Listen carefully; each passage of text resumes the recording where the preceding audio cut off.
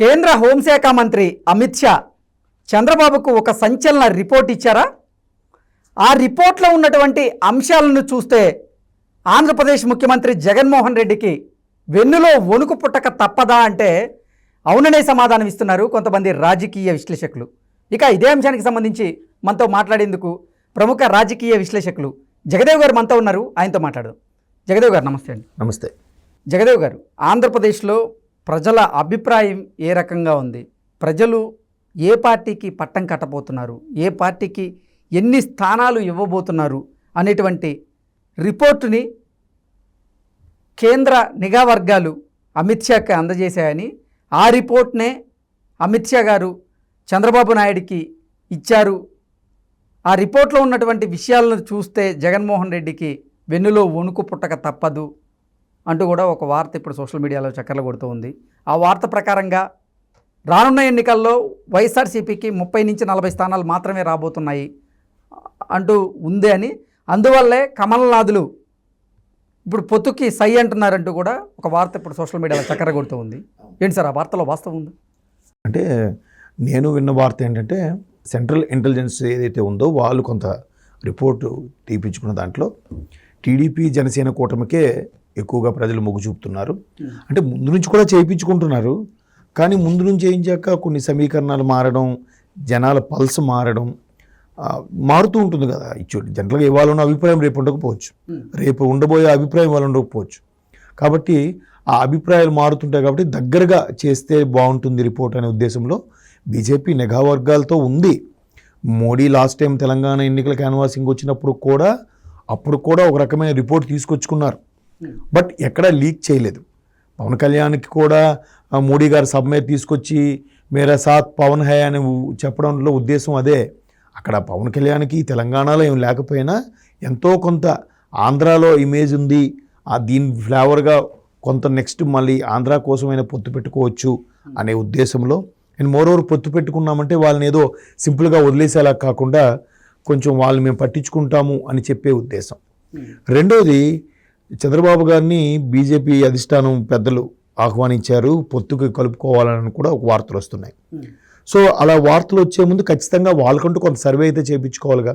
సర్వేలో కూడా మ్యాక్సిమం అందరూ ఏం చెప్తున్నారు, టీడీపీ జనసేన కూటమికి ఖచ్చితంగా 130 నుంచి 140 వస్తాయి. రిమైనింగ్ ఏవైతే ఉన్నాయో అవి వైసీపీ, అలాగే స్వతంత్ర అభ్యర్థులు కూడా కొంతమంది వస్తారు ఈసారి. వైసీపీకి మ్యాక్సిమం 30 వరకు వచ్చే ఛాన్సెస్ ఉన్నాయని కూడా వార్తలు వస్తున్నాయి. కొన్ని రకాల సర్వేలు కూడా అవే చెప్తున్నాయి. బట్ వీళ్ళు పర్సనల్గా సెంట్రల్ ఇంటెలిజెన్స్ ద్వారా చేయించుకున్నవి కూడా సేమ్ అవే వార్తలు, అవే వాస్తవాలు ఉన్నట్టుగా కూడా సమాచారం ఉంది.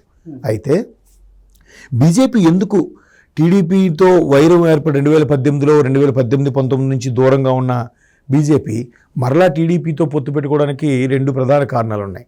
ఒకటి, టీడీపీ ఒకప్పటి కూటమిలో భాగమే, ఒకప్పటి మిత్రుడే. రెండవది, మొన్న మోడీ గారు 400+ మేము గెలుచుకుంటామని కూడా పార్లమెంట్ సాక్షిగా అనౌన్స్ చేశారు. తలకిందులుగా తపస్సు చేసిన 400+ రావు. అంటే వాళ్ళ ఉద్దేశం ఎన్డీఏ కూటమితో 400 తెచ్చుకోవాలని ఒక ఉద్దేశం. అలా తెచ్చుకోవాలంటే పాత మిత్రులను కొత్త మిత్రులను కలుపుకోవడమే కాకుండా పాత మిత్రుల్లో మధ్యలో ఉండే పొరపచ్చాలని రికవరీ చేసుకుంటూ మళ్ళా వాళ్ళని కలుపుకుంటూ వాళ్ళతో పాటు వెళ్తే బీజేపీకి వాళ్ళు అనుకున్న 400-350+ అయితే వస్తాయి. అలా ఉద్దేశంతో రావాలి. కాబట్టి మరలా పాత ఎన్డీఏ కూటమిలో ఉన్న టీడీపీ కానీ, ఏఐడిఎంకే కానీ, ఆర్జేడీ కానీ, శివసేన ఇలాంటివన్నీ కూడా మళ్ళీ కలుపుకోవాలని చూస్తున్నారు. దాంట్లో భాగంగానే ఎలాగో ఇప్పుడు ఆంధ్రాలో అసెంబ్లీ ఎన్నికలు, లోక్సభ ఎన్నికలు 2 కలిసి వస్తున్నాయి కాబట్టి వీళ్ళు క్షుణ్ణంగా సర్వే చేయించుకున్నారని ఓ రిపోర్ట్ ఉంది. ఇంకోటి కూడా, అసలు వైసీపీ ఎటువంటి పనులు చేయబోతుంది, ఈసారి ప్రభుత్వం ఫామ్ చేయడానికి దేనికైనా సిద్ధం అనే వైసీపీ ఎటువంటి కార్యక్రమాలు చేయబోతుందనే దాని మీద కూడా బీజేపీ నిఘా వర్గాలు కొన్నేసి ఉంచాయి. దాంట్లో భాగంగానే ఈ మధ్యకాలంలో ఒక రూమర్ ఒకటి వచ్చింది. కొన్ని కడప నుంచి కంటైనర్లు వెళ్తుంటే చెన్నైకి మీదుగా వెళ్తున్నప్పుడు ఆ కంటైనర్లు సెంట్రల్ నిఘా వర్గాలే పట్టుకున్నాయని కూడా మనం కొన్ని వార్తలు విన్నాం. దాంట్లో ఎక్కడ కూడా అది అబద్ధమని కానీ నిజమని కానీ ఎక్కడ బయటికి రాలేదు మ్యాటర్. అలాగని ఇప్పుడు నిజం కాకపోతే అబద్ధమైన ఖండించాలి కదా ఇంటెలిజెన్స్ వాళ్ళు, అది ఖండించలేదు. సో నిప్పులేందే పొగరాదు, సంబాట్ ఎక్కడో ఏదో జరిగింది. సో దాన్ని నిఘా వర్గాలు, సెంట్రల్ నిఘా వర్గాలు ప్రతిదీ కూడా బీజేపీ అధిష్టానానికి ఒప్పందిస్తూ ఏది ఎవరు ఏం చేస్తున్నారు, ఏం చేయబోతున్నారు, నెక్స్ట్ ప్రజల ఆలోచన విధానం ఎటువైపు మారుతోంది, ఎటు వెళ్తే బాగుంటుంది, సౌత్లో పాగా వేయాలనుకుంటున్న, బలంగా తయారవ్వాలనుకుంటున్న బీజేపీ ఎవరితో పొత్తు పెట్టుకుని వెళ్తేనే వాళ్ళ బలం చేకూరుతుంది అనే దాని మీద కూడా నిఘా వర్గాలు సమాచారం ఇచ్చినట్టు ఉన్నాయి. సో ఖచ్చితంగా టీడీపీ జనసేన కూటమితోనే కలిసి వెళ్ళాలి. ఒకవేళ కలిసి పోటీ చేయకపోయినా బయట నుంచి మద్దతుగా ఉంటే టీడీపీ జనసేన సీట్లు గెలుచుకున్నాక ఇది బీజేపీకి మద్దతు ఇవ్వాలని ఆ పరంగా ఈరోజు బహుశా నిన్నటికి రేపు రాత్రి అంటే బహుశా ఈరోజు రాత్రికి సమావేశం అయ్యే అవకాశాలు ఉన్నాయి.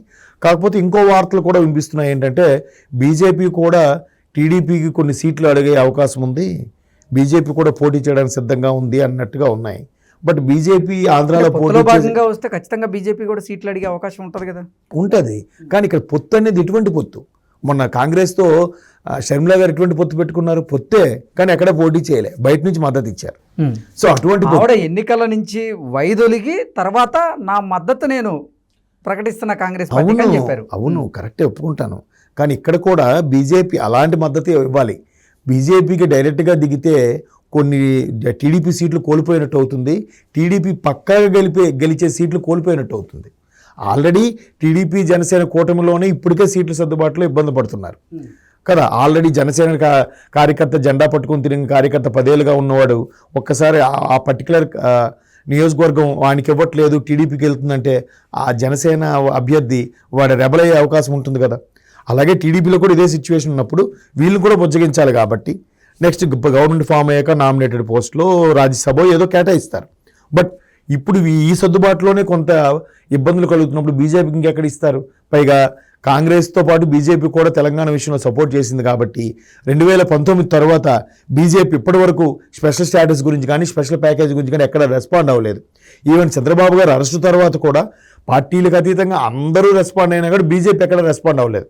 సో ఇది డీమెరిట్గా ఉంటుంది కదా బీజేపీకి. బీజేపీ ఇస్తే ఎక్కడ గెలుస్తారు? అక్కడ మళ్ళీ టీడీపీ సీట్లు కోల్పోతుంది కదా. అందుకు ఎవరు బయట నుంచి మద్దతు ఇస్తారు. కాకపోతే ఇప్పుడు బీజేపీ అధిష్టానం బాబు గారిని పిలిచే ఉద్దేశం ఏంటంటే, బాబు మీరు గెలిచి మాకు మద్దతు ఇవ్వండి, లోక్సభలో మీ సీట్లే మాకు కీలకం అని చెప్పే ప్రయత్నం, మళ్ళీ పాత ఎన్డీఏ కూటమినంతా కూడా కలుపుకుపోయే ప్రయత్నం చేస్తున్నారు. కాబట్టి బీజేపీ అధిష్టానం బాబు గారిని పిలిచిందని నేను అనుకుంటున్నాను. ఖచ్చితంగా అది ఫేవర్గానే ఉంటుంది. దానికి బయట నుంచి మద్దతు కోసమే పవన్ కళ్యాణ్ కూడా తెలంగాణలో బీజేపీతో కలిసే అంతగా ఇష్టం లేకపోయినా, అంతగా కలిసే ప్రభావం లేకపోయినా బయట నుంచి ఓకే అన్నారు. ఏదో నామకే వాస్తే క్యాన్వాసింగ్ చేశారు పవన్ కళ్యాణ్ గారు. అంటే రేపు పొద్దున్న సెంట్రల్లో బీజేపీ వచ్చినప్పుడు ఆంధ్ర రాష్ట్ర ప్రయోజనాల కోసం అక్కడి నుంచి వచ్చే ఫండ్స్ కానీ, స్పెషల్ ప్యాకేజ్ కానీ, స్పెషల్ స్టేటస్ కానీ, ప్రాజెక్టులను కానీ అన్నీ మధ్యవర్తిగా ఉండి మాట్లాడి రప్పించుకోవడానికి చేసుకునే ప్లానే తప్ప బీజేపీతో అయితే పొత్తుంటుంది. కానీ బహిరంగంగా మొత్తం మీరు ఓపెన్గా వీళ్ళకి ఇన్ని సీట్లు అయితే ఇవ్వరు. ఎందుకంటే ఇంతకుముందు చేసిన సర్వేలో కూడా బీజేపీతో పొత్తు పెట్టుకుంటే టీడీపీ జనసేన కూటమికి కొంత ఓటింగ్ పర్సంటేజ్ తగ్గే ఛాన్సెస్ కూడా ఉన్నాయని కూడా కొన్ని సర్వేలు చెప్తున్నాయి. కాబట్టి బీజేపీతో పొత్తు ఉంటుంది, కానీ అంతర్గత పొత్తు ఉంటుంది, బహిర్గతంగా ఓపెన్గా పొత్తు ఉండదు. లోక్సభగా అక్కడ గెలిచిన తర్వాత అక్కడ మళ్ళా ఎన్డీఏ కూటమిలో చేరే ఛాన్సెస్ ఉండి అప్పుడు మద్దతు ఇస్తారు.